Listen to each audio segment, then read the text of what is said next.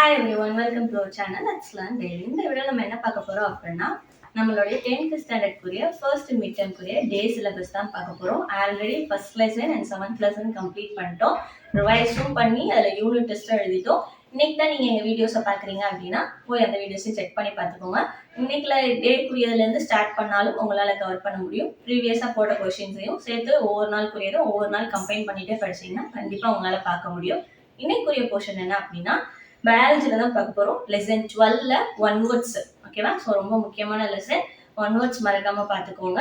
அது போக அதே லெசன்ல இருக்க ஆன்சர் இன் சென்டென்ஸ் 4 கொஸ்டின் மட்டும் இருக்கும். ஆன்சர் இன் சென்டென்ஸ்னு சொல்லிட்டு 4 லைன் 5 லைன் இருக்குன்னா பார்க்காதீங்க. 2 மார்க்ஸ்ல மாற்றி கேட்பாங்க. அப்படி இல்லைன்னா டீட்டெயில ஏதாவது ஒரு பார்ட் இல்லைன்னா 4 மார்க் ஒரு பார்ட்டா வரும். ஓகேவா?